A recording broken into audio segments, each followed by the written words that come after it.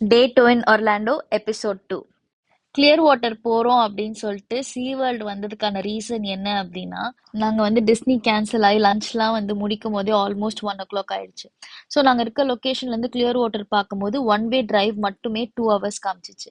2 hours drive பண்ணிட்டு போய் just beach போய் என்ன பண்ண போறோம், ஏதோ ஆக்டிவிட்டி மாதிரி பண்ணலாமே அப்படின்னு தான் வந்து சீ வேர்ல்டு வந்தோம்.